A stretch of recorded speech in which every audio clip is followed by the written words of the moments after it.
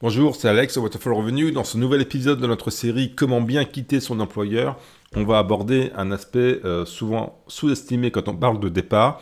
C'est comment maintenir des relations positives après ton départ et cultiver ton réseau professionnel pour booster ta carrière. Parce que partir, c'est une chose, mais entretenir les liens avec ton ancien job, tes collègues et ton ancien boss, c'est ce qui va vraiment faire la différence à long terme. Alors, je parle donc, pardon, on va pas juste parler de liker quelques posts LinkedIn de temps en temps, on va vraiment parler de stratégie dans cet épisode. Alors, pourquoi entretenir son réseau après un départ? La première chose à comprendre, c'est que quitter un job, ce n'est pas couper les ponts, même si ça s'est mal passé, même si tu pars pour des raisons qui te sont propres, mais que tu étais frustré, que tu n'es pas content de ton entreprise, de ton boss ou je ne sais quoi.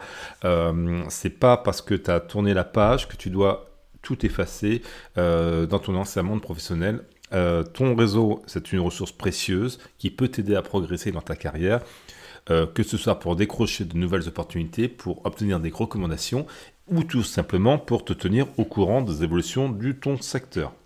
Rappelle-toi un truc simple, les gens avec qui tu as travaillé savent comment tu bosses, ils connaissent ta valeur, tes compétences, et ces connexions, c'est ton capital professionnel. Même si tu as des gens avec qui ça se passait moyennement bien, tu seras surpris, et ça m'est arrivé, que tu pourras apprécier de retrouver quand même ces personnes d'ici quelques années et de travailler avec ces personnes. Et ces personnes, même si ça s'est pas super bien passé, elles pourront toujours bien parler de toi.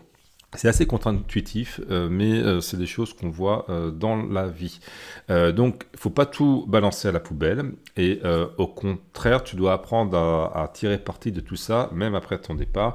Moi, ça m'est arrivé de voir des gens qui quittaient leur emploi parce que ça s'est pas bien passé avec leur boss. Mais comme ils sont partis très clean, très réglo avec leur ancien boss, leur ancien boss, il a gardé une attitude, enfin, il a gardé une bonne image de cette personne quand elle est partie, même si pendant l'expérience de travail, c'était pas au top. Donc, comme on l'a déjà dit dans les autres épisodes de ce podcast, il faut faire un départ propre. On en a déjà parlé et je le répète ici. Encore une fois, si tu veux garder des relations positives, ça commence dès le moment où tu annonces ton départ. Si tu pars en bons termes, c'est beaucoup plus facile d'entretenir des bons liens par la suite. Donc fais en sorte que ta sortie soit pro, classe, sans rancœur. Parce que oui, les ressentiments post-départ, ça laisse des traces. Tu quittes l'entreprise en laissant des tensions ou du mépris derrière toi. Et ça, je te dis, bonne chance pour entretenir des relations après ça. Donc, première règle, tu pars en bonne intelligence. Oui, tu as eu des conflits au travail, tu essayes de les désamorcer avant de partir. Ça peut sembler difficile, mais laisse ton ego de côté et pense à long terme. Les carrières, c'est souvent un jeu de patience. Donc, deuxième étape, les premiers jours après ton départ. Juste après ton départ, il y a toujours une période un peu floue. Ton ancien job continue sans toi et toi, tu dois avancer. Mais attention, tu ne disparais pas totalement. La première étape pour garder un lien, c'est d'envoyer un petit message de remerciement ou même de proposer de rester en contact avec tes anciens collègues. Alors ça peut se faire par mail, mais ça peut se faire par LinkedIn, quelque chose de bienveillant, mais surtout sincère, et ça laisse une bonne impression. Tu peux aussi passer des coups de fil, c'est à toi de voir la bonne formule. En tout cas, plus c'est personnel, plus ça marque les esprits positivement. Si tu as tissé des liens forts avec certains collègues, invite-les à prendre un café ou à déjeuner dans les semaines qui suivent ton départ. C'est le moment de consolider les relations, de parler de ton futur projet et de leur montrer que tu comptes bien rester en contact, même si bien souvent ce genre de choses, ça s'estompe assez rapidement. Mais en tout cas, il faut le faire parce que les gens se souviendront positivement de toi. Troisième étape, ne sois pas un fantôme sur les réseaux sociaux. Là, on rentre dans la stratégie de long terme. Cultiver ton réseau de manière active, c'est là que les réseaux sociaux professionnels, donc on parle de LinkedIn, ce sont tes meilleurs amis. Alors, il ne s'agit pas juste de poster ton nouveau job ou de balancer des articles sans âme comme tout le monde fait. Il faut jouer la carte de l'interaction, commente les réussites de tes anciens collègues et surtout de tes anciens boss, partage des articles qui les intéressent. Et fait des recommandations publiques pour ceux avec qui tu as travaillé. Ça, c'est de demander des recommandations juste après d'être parti d'une entreprise, des recommandations LinkedIn. Ça, je te le conseille. Non seulement ça leur fera plaisir, mais ça montre aussi que tu restes dans le circuit et que tu valorises ton ancien réseau. Et ça, c'est une vraie stratégie de networking. Tu peux aussi envoyer un message privé de temps en temps, sans raison précise, juste pour prendre des nouvelles, voir comment les choses évoluent dans leur job. Ce genre d'attention, c'est ce qui fait qu'on se souvient de toi positivement. Et il faut le faire, bien entendu, de manière subtile. Quatrième étape, il y a les événements et des rencontres que tu peux toujours faire en face à face. Donc les réseaux sociaux, LinkedIn et tout, c'est bien, mais ça ne remplace pas une rencontre en face à face. Donc essaye, par le biais d'événements professionnels ou pas, de rester en contact avec ton ancien employeur. Alors je dirais par contre, il ne faut pas non plus en faire de trop. Tu as quitté ton ancien emploi, c'est pas la peine de traîner dans toutes les after-work avec tes anciens collègues non plus. Une fois de temps en temps, si ça s'y prête, mais il faut quand même que tu continues, que tu commences ta nouvelle vie professionnelle après être parti de ton entreprise. Donc ne t'incruste pas à chaque soirée, mais montre juste que tu es toujours dans le game, que tu n'es pas parti avec rancœur et que tu restes disponible pour échanger. C'est une manière efficace de montrer que même si tu n'es plus là, tu fais toujours partie de la communauté.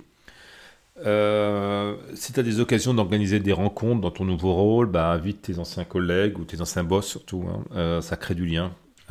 Tu peux aussi proposer des partenariats ou des collaborations qui font sens avec ta nouvelle entreprise.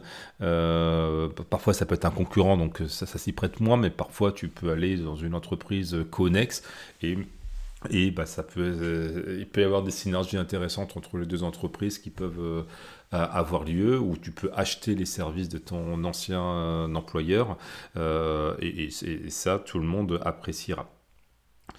Donc voilà, et donc étape numéro 5, utilise ton ancien réseau pour booster ta carrière. Donc ça, c'est l'étape clé. Comment utiliser intelligemment ce réseau pour faire avancer ta carrière professionnelle. Donc il ne faut pas être opportuniste, il ne faut pas juste contacter tes anciens collègues uniquement quand tu as besoin d'un job ou d'une recommandation. Sois régulier dans tes interactions, montre de la valeur, donne avant de demander, et donne surtout sans espérer quelque chose en retour, et montre de l'intérêt pour ce qu'ils font, et les opportunités viendront naturellement. Et également, si un jour tu as besoin de quelque chose à leur demander, dans quelques années, tu tomberas pas comme un cheveu sur la soupe, comme ça, juste pour demander quelque chose. Il y aura eu, alors, ça peut être une fois tous les ans, une fois tous les 2 ans, mais il y aura eu quelques interactions entre le moment où tu as quelque chose à demander et le moment où tu es parti de l'entreprise. Parce que tes anciens collègues, eux aussi, vont faire leur vie, donc tu vas les retrouver après qui eux-mêmes vont avoir changé d'entreprise. Et peut-être un jour, tu voudrais postuler dans une entreprise où il y a un ancien collègue qui travaille et t'aimerais un petit peu lui parler en off, de lui demander des infos sur l'entreprise, voire de te recommander dans certains cas. Donc ça, c'est possible uniquement si tu entretiens ton réseau et que tu refasses pas surface 5 ans après, juste en demandant quelque chose à un ancien collègue, même si tu t'étais très bien entendu avec ce collègue. Donc, pour conclure, entretenir ton réseau après un départ, c'est pas quelque chose d'optionnel, c'est quelque chose qu'il faut travailler, c'est une nécessité stratégique si tu veux rester pertinent sur le marché du travail et multiplier tes opportunités professionnelles. C'est primordial dès lors que tu considères ta carrière professionnelle sur le temps long, sur 5, 10, 20, 25 ans, 30 ans. Donc voilà, fais le premier pas, n'attends pas que tes anciennes connexions t'oublient, parce que la clé d'une carrière réussie, c'est de savoir cultiver tes liens, même après avoir quitté la boîte. Et moi, j'ai déjà raconté ça dans d'autres podcasts, que je regrette beaucoup d'avoir quitté certaines boîtes sans avoir cultivé assez les connexions. et des années après, maintenant que je suis consultant indépendant, que je voudrais retoquer à la porte de certaines boîtes où j'avais des collègues, des anciens collègues, et parfois, certaines je peux parce que j'ai cultivé les relations, et d'autres, ça serait inapproprié de les recontacter comme ça directement sur LinkedIn parce que j'ai pas su entretenir des relations assez régulières et fortes avec ces personnes-là. Fais-le avec beaucoup de personnes. Moi, j'ai été très surpris de gens qui étaient très en dessous de moi sur les postes et qui, je retrouve 10 ans après sur des postes très élevés dans certaines entreprises. Et là encore, si je les avais peut-être plus considérés dans le passé, je pourrais plus facilement les recontacter pour leur offrir mes services. Dans la formation Salaire Plus, qui est incluse dans le pack de formation Waterfall Revenue, on parle beaucoup de comment changer d'employeur pour gagner plus. Donc je t'invite à suivre cette formation si elle t'intéresse. Tu as toutes les informations en description. Elle est incluse dans le pack de formation Waterfall Revenue. Donc ce sont des formations vidéo en ligne que tu peux suivre à ton rythme. Si tu ne trouves pas le lien en description, tu peux visiter le site waterfallrevenue.com et tu trouveras toutes les informations utiles. Voilà, c'était Alex de Waterfall Revenue. On se retrouve très vite pour un autre sujet de podcast. Allez, ciao, salut.